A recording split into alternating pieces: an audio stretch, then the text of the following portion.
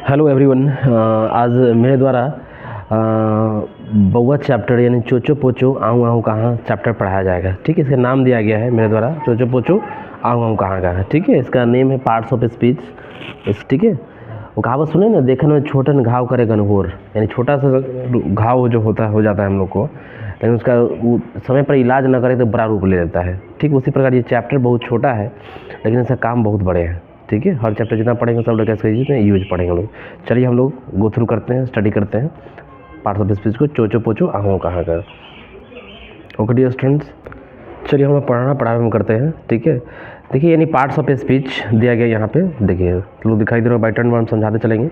Parts of speech की हिंदी होती है शब्दभेद। ओके डियर स्टूडेंट्स, इसके 8 ऑफ स्प्रिंग है यानी बाल बच्चा, जिसको हम लोग भेद के रूप में जानते हैं। ठीक है, प्रथम है नाउन। प्रथम क्या है? नाउन। इसकी हिंदी क्या हो गया? संज्ञा। और डियर स्टूडेंट्स, इसमें इस वीडियो में हम पूरा कवर करेंगे पार्ट्स ऑफ स्पीच को। ठीक है, वो काफ़ी अच्छे तरीके से, जिनको डाउट होगा पूरा डाउट क्लियर हो जाएगा। ठीक है, पहला क्या है? नाउन, संज्ञा, प्रोनाउन, सर्वनाम, वर्ब, क्रिया विशेषण। ठीक है, यहाँ आपका दिया गया एडजेक्टिव, विशेषण, एडवर्ब, क्रिया विशेषण, प्रीपोजिशन, संबंधवाचक अव्यय, कंजक्शन। ठीक है, CONJUN कंजक्शन, संयोजक अव्यय और इंटरजेक्शन। इंटरजेक्शन का स्पेलिंग आपका INTERJECTION, तो सही रहे में सुधार लेंगे। फिर से स्पेलिंग मैं उच्चारण कर दे रहा हूँ, INTERJECTION, इंटरजेक्शन यानी विस्मयादि बोधक अव्यय। ओके डियर स्टूडेंट्स, अब हम लोग गो थ्रू करेंगे पार्ट्स ऑफ स्पीच के डेफिनेशन। ठीक है प्रिय विद्यार्थी, डेफिनेशन दिया गया है यहाँ पे, देखिएगा। All the words of English are divided into 8 class according to the work they do in a sentence, in each sentence each called parts of speech. Okay dear students, फिर इसकी परिभाषा यहाँ पे हम लोग देखेंगे। परिभाषा, अंग्रेजी के सारे शब्दों को वाक्य में उनके कार्य के अनुसार प्रत्येक भाग को कितने भागों में बांटा गया? 8 भागों में, 8 भागों में बांटा गया। ठीक है, ये टोटल डेफिनेशन हो गया। अब हम लोग नाउन को गो थ्रू करेंगे। ठीक है, किसको गो थ्रू करेंगे? नाउन को। तो हम लोग को प्रिय विद्यार्थी, हम लोग नाउन बचपन में पढ़े हैं, तो लोग noun is the name of person, place, thing, animal is called noun. ठीक है प्रिय विद्यार्थी, मनुष्य एक ऐसा चंडाल प्राणी है, दुपहर जानवर, हम लोग जो दुनिया का हर चीज़ का नामकरण किया है। जैसे में जीरा, मरीच, गोल मिर्च, चकला, बेलना, कठौता, भिन्न भिन्न तरह का दुनिया का हर जाति जितना भी नाम है सबका नाम दिया गया है। इसलिए मनुष्य को कहा गया चंडाल प्राणी, दुपहर जानवर हम लोग। उनको नया नया प्रजाति आता है उसका भी नामकरण कर देता है। जैसे कुछ दिन पहले आया था चोटी कटवा, सुने होंगे आप लोग। ठीक है, इसलिए सीधा हम बचपन में पढ़े हुए noun is the name of person, place, thing, animal is called noun. लेकिन सीधा हम ये भी कह सकते हैं a noun is a naming word. Okay dear students, example में I, Gandhi, cow, dog, ETC, ये सब हो गया नाउन का। ठीक है, अब हम लोग गो थ्रू करेंगे प्रोनाउन को। ठीक है, प्रोनाउन में देखिएगा, प्रोनाउन में यहाँ पे दिखाई देगा आपको, प्रोनाउन में एक बड़ा बढ़िया वर्ड छिपा है, प्रो। ठीक है, यानी प्रो मतलब पहले जो नाउन को हटा कर उसका जगह जो हथियाएगा वही क्या है? प्रोनाउन। अब ऐसे राम सामने पड़ जाए तब बोलते कि सुनो ना, ए राम पागल है, सामने पड़ जाए तो वह पागल है। अगर बुला कर सुन रे तू पागल है, अभी में बेचारा चिढ़ जाएगा और हाँ हम पागल है, बोलो क्या बात है, हम पागल है। ठीक है, तो हम ये कह सकते हैं this word which is used place of noun is called pronoun. Okay dear students, यहाँ पे एग्जाम्पल देखा जाए, राधा परीक्षा प्रथम आती है, तो परीक्षा प्रथम आने के लिए प्रिय विद्यार्थी इसमें एक चीज़ और हम लोग गो थ्रू करेंगे। परीक्षा प्रथम आने के लिए हम लोग कॉम फर्स्ट का प्रयोग करते हैं, लिखते हैं सब लोग गलत ग्रामर के अकॉर्डिंग। जब भी परीक्षा में आपको प्रथम आना है तो वहाँ पे स्टैंड फर्स्ट। ठीक है, तो राधा परीक्षा में प्रथम आती है तो Radha stands first in the examination. Okay dear students, तो राधा के अनुसार प्रोनाउन क्या इस्तेमाल करेंगे? सी। क्या लिखेंगे? सी, यहाँ दिखाई दे रहा हो डियर स्टूडेंट्स। मम्मी के लिए सी, मामी के लिए सी, ममानी के लिए सी। ठीक है, सभी जितने भी फीमेल है सबको हम डायरेक्ट कह सकते हैं कि जितने भी फीमेल है सबके लिए हम क्या लिखेंगे? सी। लेकिन बच्चे को नहीं पता है, बाई टर्न बारी बारी से कोई बच्चा जानता है, कोई बच्चा नहीं जानता है, और उसको पार्टिकुलरली सभी को दर्शा दिए, इससे सबको जानकारी हो जाएगी। ठीक है, तो C stand first in the examination. Clear हो गया डियर स्टूडेंट्स। फिर हम चलेंगे सेकेंड नंबर में, Mister Abhijit Roy stand first in the examination. Abhijit Roy क्या परीक्षा में प्रथम आते हैं। ठीक है, तो अब अभिजीत क्या है? मेल है ना जी, तो मेल के अनुसार क्या हो जाएगा? ही। तो he stands first in the examination. चचा के लिए ही, मौसा के लिए ही, भैया के लिए ही।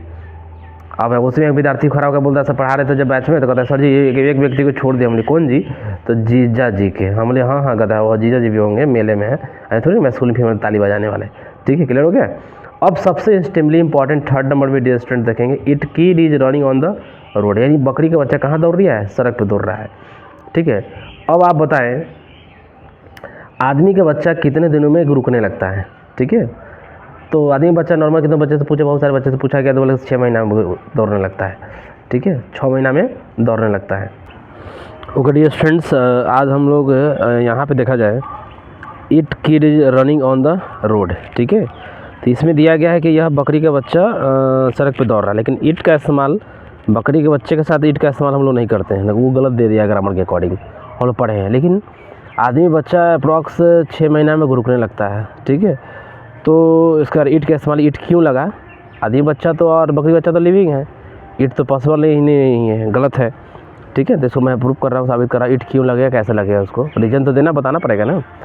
तो इट कैसा, आदमी बच्चा अप्रॉक्स 6 महीना 8 महीना साल भर में रुकना शुरू कर देता है। तो रुकते रुकते बेड से बूम से नीचे गिर जाएगा, तो उधर से दादी की आवाज़ आएगा, जैसे बच्चा नीचे गिरेगा तो दादी कहेगी बउआ के देह मजबूत हो गई, बड़ा जोर से बोलेगी। ठीक है, तो बउआ के देह मजबूत हो गई, तो करना कुछ नहीं है, दादी को वैसे लेटा देना, हाथ धरना है, एक व्यक्ति पैर धरेंगे टंगड़ी और उठा के छोड़ देना, तो बूम से ना गिरेंगे नीचे, दादी गिरेगी तो कहेगी अगर मैया कमर टूट गया, दादी कहेगी। तो फिर कहेगी जब बउआ के जब गिर ले तो बउआ के देह मजबूत हो गई, तो तोरो देह मजबूत हो गलो। ठीक है, बार बार बच्चा को पटकिएगा तो बच्चा टपक जाएगा, दोबारा फिर दादी को पटके, दादी टपक जाएगी। ठीक ना, इसलिए दादी के लिए दादी को बार बार नहीं पटकना है, कहीं दादी टपक गई तो दादा का टूट जाएगा क्या, तो पता नहीं। ठीक है, तो इसलिए याद रखिएगा, तो बार बार बेड पर डालेंगे बच्चा को फर्श से नीचे गिर जाएगा। तो उससे बेहतर है कि क्या करते हैं कि हम दरवाज़ा मेन डोर लॉक कर देते हैं, बच्चा को फर्श पर रख के बॉल को थमा देते हैं। अब मान लीजिए उदाहरण में कि 2 व्यक्ति हैं उसमें रूम में है, एक व्यक्ति बेड पर बैठ कर पोलथी से मार के एकदम श्रीमा के बाद गीता का अध्ययन कर रहे हैं, पढ़ रहे हैं। ठीक है, एक व्यक्ति चेयर पर बैठ के नीचे फ्री फायर पबजी खेल रहे हैं। ठीक है, और उसी दौरान बच्चा को कहाँ फर्श पर बॉल लेके खेल रहा है वो। ठीक है, इट को एक्सप्लेन कर रहा है। तो खेलते खेलते बच्चा मान लीजिए उसी दौरान स्नेक यानी सांप आ जाए, क्या आ जाए, सांप आ जाएगा। ठीक है, अब नज़र पर जो पबजी खेल रहा था बेचारा, उसका नज़र पड़ गया सांप पर, तो वो क्या के जाना चाहिए 3-4 छलांग मार के बाहर रूम में से, तो क्या के 2 छलांग बाहर भाग गया। और बाहर जाकर कहता है, जब बगल में था व्यक्ति जो बेड पे बैठ के जो गीता का अध्ययन कर रहा था, बेचारा को नज़र नहीं पड़ा था, तो वो जो पहले भागा था 2 छलांग 4 छलांग में जाना चाहिए था, 2 छलांग मार के भागा था, जो बेड पे बैठा हुआ था उसको बोलता है ए तो नीचे देखो ना, तो देखा नीचे तो बेचारा उस सदमा में।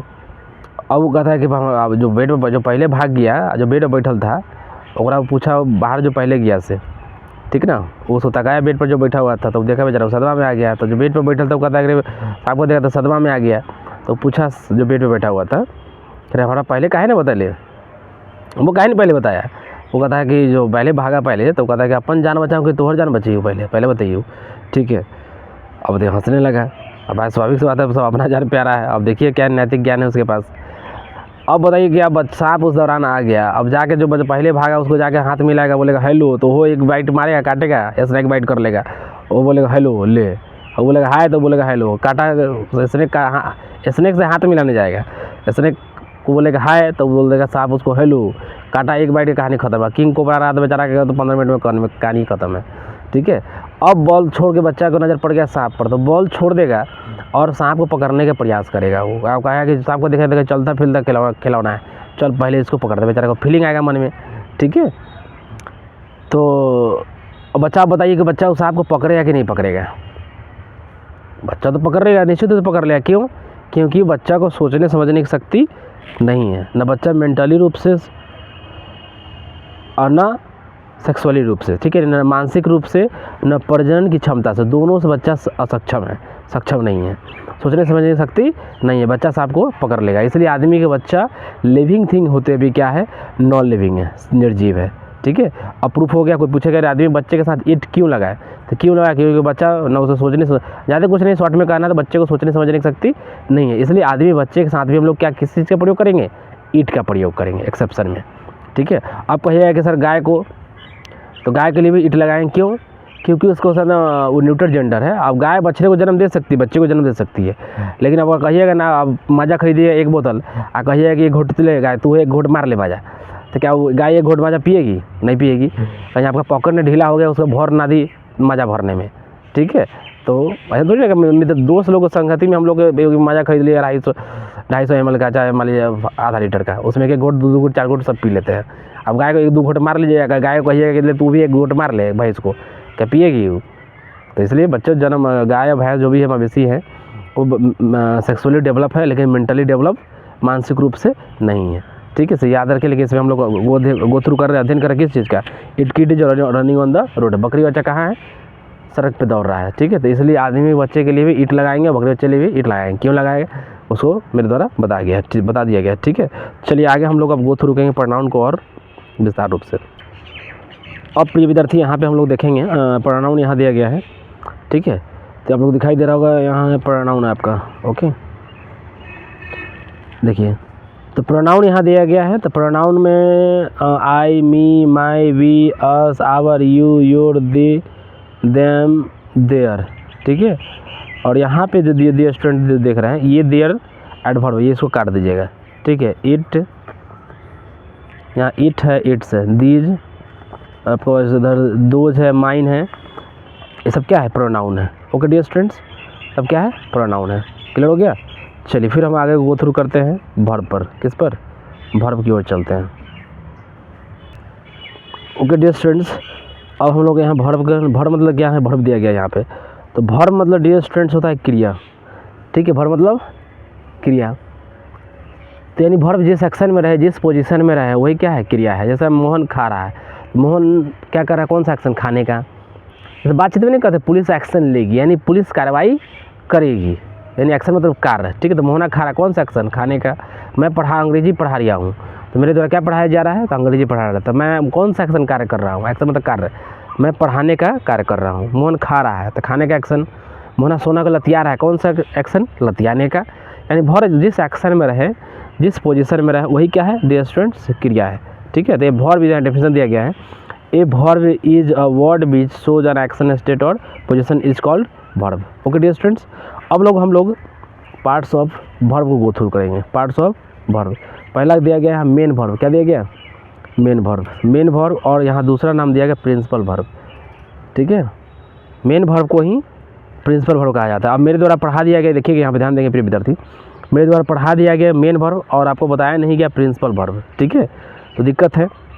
तो बहुत सारे विद्यार्थियों को मेन वर्ब पढ़ा दिया, प्रिंसिपल वर्ब एग्जाम में पूछ दिया जाए तो बच्चा अटक जाएगा। इसलिए मेन वर्ब को ही प्रिंसिपल वर्ब कहा गया है। ठीक है, जैसे किसी बच्चा का नाम, घर का नाम मान लीजिए, स्कूल का नाम है मोहन और घर का नाम मंगरुआ। ठीक है, होता भिन्न तरह का नाम होता है। ठीक है, चलिए आगे बढ़े। ओके डियर स्टूडेंट्स, फिर हम लोग आगे गो थ्रू करेंगे। गो, टीच, प्ले, लाव, सब क्या है? मेन वर्ब है। सब क्या है? मेन वर्ब है। ओके डियर स्टूडेंट्स, तो यहाँ आपको देखेंगे प्रिय विद्यार्थी, यहाँ दिया गो, कम, टीच, प्ले। ठीक है, ये सब क्या है? मेन वर्ब है। सब क्या है? मेन वर्ब और प्रिंसिपल वर्ब ही इसे भी कहा गया है। अब देखिएगा मॉडल एक्सिलरी वर्ब और हेल्पिंग एक्सिलरी वर्ब, इसका भी 2 नाम दिया गया है। मॉडल वर्ब को, मॉडल एक्सिलरी वर्ब को ही हेल्पिंग एक्सिलरी वर्ब कहा गया है। ओके प्रिय विद्यार्थी, अब देखिए यहाँ पे हम लोग गो थ्रू करेंगे मॉडल एक्सिलरी वर्ब को कौन कौन है। तो विल भी क्या है? मॉडल एक्सिलरी वर्ब हेल्पिंग सहायक क्रिया है। विल है, शैल है, कैन है, मे है, नीड है, डेयर है, आउट टू है, शुड है, कुड है, और इधर आपका वुड। ठीक है, और मस्ट, ये सब क्या है? मॉडल एक्सिलरी वर्ब और इसको हेल्पिंग एक्सिलरी वर्ब भी कहते हैं। ओके प्रिय विद्यार्थी, अब यहाँ पे हम लोग गो थ्रू करेंगे प्राइमरी हेल्पिंग वर्ब, यानी प्राइमरी हेल्पिंग वर्ब में प्रथम सहायक क्रिया। कौन क्रिया? प्रथम सहायक क्रिया। ओके प्रिय विद्यार्थी, और प्रथम सहायक क्रिया के बारे में आपको कोई व्यक्ति पूछेंगे तो आप आसानी से जवाब दे सकते हैं प्राइमरी हेल्पिंग वर्ब के बारे में कि इज क्या है? प्राइमरी हेल्पिंग वर्ब है इज है, एम है, आर है, वाज है, वेयर है, डू है, डज है, हैव है, हैज़ है, डिड है, हैड है। ये सब क्या है प्रिय विद्यार्थी? ये सब प्राइमरी हेल्पिंग वर्ब है, इसको प्रथम सहायक क्रिया कहते हैं। ठीक है, इसको याद रखेंगे। और आप लोग आगे गो थ्रू करेंगे 4 नंबर में देखेंगे। 4 नंबर में है जिरंड, नाउन और प्रेजेंट पार्टिसिपल। तो आज हम लोग बहुत अहम टॉपिक को गो थ्रू करेंगे। ठीक है, तो जिरंड नाउन हम आज ध्यान देंगे, 2 मिनट ध्यान देंगे, कभी जीवन में बाउंस आपको जिरंड नहीं करेगा। देखिए जिरंड कहते किसको है? देखिए जिरंड बनाने के लिए, जिरंड को पहचानने के लिए जिरंड में क्या करता है कि स्टार्टिंग में सब्जेक्ट के रूप में मोहन, सोहन, गीता, रीता, आई, वी, सी, ही, इट सब डाल दिया जाता है। लेकिन जिरंड स्टार्टिंग में सब्जेक्ट के रूप में V4 आना चाहिए। तो जैसे यहाँ देखिए आया कि नहीं, यहाँ सब्जेक्ट के रूप में V4। ओके प्रिय विद्यार्थी, तो यहाँ देखिए टीचिंग जो है, टीचिंग में क्या है, आईएनजी जोड़ दिए हमने, क्या जोड़ दिए, आईएनजी। तो यानी जो वर्ब में जिस वर्ब जो वर्ब है V1 और उसमें आईएनजी जुड़ा होना चाहिए, सुनिए गौर से, वर्ब में आईएनजी जुटा होना चाहिए, वर्ब में क्या जुटा होना चाहिए, आईएनजी, और वो सब्जेक्ट के रूप में होना चाहिए। किस रूप में होना चाहिए, सब्जेक्ट के रूप में। उसे हम क्या मानेंगे, जिरन नाउन। तो टीचिंग इज एन आर्ट, तो इसकी हिंदी क्या हो गया, पढ़ाना एक कला है। तो यहाँ देखेंगे अंडर ब्रैकेट में दिया गया टीचिंग क्या हो गया, जिरन नाउन हो गया। स्मोकिंग इंजूरियस टू हेल्थ, तो स्मोकिंग क्या हो गया, ये जिरन नाउन हो गया। यानी याद रखेंगे सदा स्टार्टिंग के रूप में सब्जेक्ट के रूप में V4 आ जाए, सब्जेक्ट के रूप में V4 आ जाए, उसे क्या कहते हैं, जिरन नाउन कहते हैं। क्या कहते हैं प्रिय विद्यार्थी, जिरन नाउन। क्या कहते हैं, जिरंड। ठीक है, जिरन नाउन। ओके प्रिय विद्यार्थी, क्लियर हो गया। चलिए आगे हम लोग अब हम लोग वो थ्रू करेंगे जिरन के उदाहरण, एक दो उदाहरण और देख लेते हैं। चलिए आगे की ओर हम लोग बढ़ते हैं। जिरन नाउन तो कर ली, सब्जेक्ट के रूप में V4 होना चाहिए, आईएनजी लगा चाहिए, उसे जिरन नाउन कहते हैं। ठीक है, सब्जेक्ट के रूप में V4 होना चाहिए, उसे हम जिरन नाउन मानेंगे। क्लियर है। अब आइए देखते हैं हम लोग यहाँ पे हैं present participle. Okay dear students, तो प्रेजेंट पार्टिसिपल देखिए, आई यहाँ पे देखिएगा गौर से, आई एम टीचिंग इंग्लिश। तो ये टीचिंग क्या हो गया, ये जिरन नाउन हो गया, अच्छा जिरन नहीं, सॉरी, प्रेजेंट पार्टिसिपल। ठीक है, तो सब्जेक्ट के रूप में टीचिंग यहाँ देखिएगा, यहाँ देखिए जिरन सी में टीचिंग क्या था, सब्जेक्ट के रूप में था, ऐसा समझ में ना। लेकिन यहाँ टीचिंग क्या आ गया, यहाँ आपका टीचिंग जो देख रहे हैं, टीचिंग यहाँ पे आ गया आपका V4 के रूप में। किस रूप में, V4 के रूप में। देखिए यहाँ पे V4 सब्जेक्ट V4 के रूप में आ गया। क्लियर है। और यहाँ पे स्टार्टिंग में सब्जेक्ट के रूप में था। क्लियर हो गया डियर स्टूडेंट्स। तो यहाँ पे देखा था आई एम टीचिंग इंग्लिश, मैं क्या कर रहा हूँ, अंग्रेजी पढ़ा रहा हूँ। तो ये जिरन नाउन V4 के रूप में, किस रूप में, V4। Okay dear students, P पहला पी से प्रेजेंट, दूसरा पी से पार्टिसिपल, आईएनजी लगा, V4 हो गया। ये इसको मान लेंगे हम लोग प्रेजेंट पार्टिसिपल। कोई कभी का प्रेजेंट पार्टिसिपल, तो starting I am eating, I am playing, I am going, ये सब क्या है, प्रेजेंट पार्टिसिपल है। ओके डियर स्टूडेंट्स, अब यहाँ पे देखा जाए आई सर, यहाँ कॉमा होना चाहिए, नहीं है, आई सर स्टेलिंग मनी। ठीक है डियर स्टूडेंट्स, तो यहाँ पे आया सर स्टेलिंग मनी, तो अब बताइए बीच में है जिरन नाउन प्रेजेंट पार्टिसिपल है। तो बहुत सारे विद्यार्थी से क्वेश्चन मैंने बोर्ड पर लिखा गया, मेरे द्वारा पूछा गया, तो बच्चा ने जवाब दिया कि ये सर ये स्टेलिंग जो दिखाई दे रहा है, ये जो स्टेलिंग प्रेजेंट पार्टिसिपल है। ठीक है, ये प्रेजेंट पार्टिसिपल नहीं है। पूछे कैसे, तो आई सर, ये सेंटेंस समाप्त हो, यानी कॉमा होना चाहिए, बाय मिस्टेक टाइपिस्ट छोड़ दिया है। तो आई सर, मैंने उसे देखा क्या करते हुए, तो पैसा चुराते हुए। क्या करते हुए, पैसा चुराते हुए। स्टेलिंग क्या हो गया, ये सेंटेंस समाप्त हो गया, नया सेंटेंस शुरू हुआ डियर स्टूडेंट्स। ओके देखिएगा यहाँ गौर से, तो ये नया सेंटेंस शुरू हुआ। तो आई सर, मैंने उसे देखा क्या करते, तो पैसा चुराते हुए, स्टेलिंग मनी। तो स्टार्टिंग में सेंटेंस समाप्त हो गया और ये नया सेंटेंस शुरू हुआ, तो स्टेलिंग, ये क्या हो गया, gerund noun.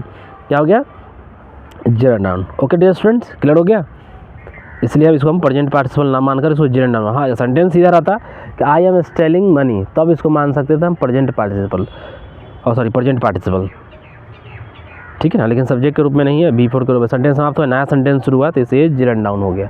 Okay dear students, बस इतना याद रखना है। चलिए फिर हम लोग आगे बढ़ेंगे, इन्फिनेटिव वर्ब। कौन वर्ब, चलिए डियर स्टूडेंट्स, अब हम लोग गो थ्रू करेंगे इन्फिनेटिव वर्ब को। किसको, इन्फिनेटिव वर्ब। देखिएगा 5 नंबर में इन्फिनेटिव वर्ब है। इन्फिनेटिव वर्ब व्यक्ति, ध्यान देंगे इसको, आप चाहेंगे तो अपना पेज में नोट में राइट कर ले, इसको लिखा हुआ नहीं है, लेकिन अपने अस्त इसको हम हिंदी लैंग्वेज में बता रहे हैं आपको, राइट कर सकते हैं, नोट बना के नीचे कॉपी मेंशन कर सकते हैं।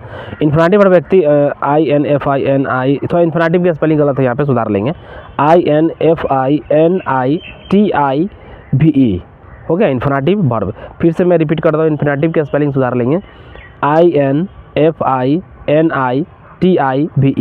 Infinitive verb. Okay dear students, अब देखिए इन्फिनेटिव वर्ब, कोई व्यक्ति पूछेगा इन्फिनेटिव वर्ब कहते किसको हैं, तो आप जवाब दे सकते हैं जिस वर्ब से पहले, क्या बोले हैं, जिस वर्ब से पहले टू लगा हो, जिस वर्ब से पहले टू लगा हो उसे इन्फिनेटिव वर्ब कहते हैं। एक बार फिर से, जिस वर्ब से पहले टू लगा हो उसे क्या कहते हैं, इन्फिनेटिव वर्ब कहते हैं। ओके डियर स्टूडेंट्स, और आपको शॉर्ट में कहना है इन्फिनेटिव वर्ब कहते किसको है, तो आप कह सकते हैं 2 + V1। क्या कह सकते हैं, 2 + V1, इसे भी इन्फिनेटिव का ही रूप है। अब देखिए कैसे इसको हम समझते हैं, 2 है डियर स्टूडेंट, देखिएगा यहाँ पे, और ये प्ले क्या है, V1 है, तो 2 प्ले, ये क्या हो गया, इन्फिनेटिव वर्ब।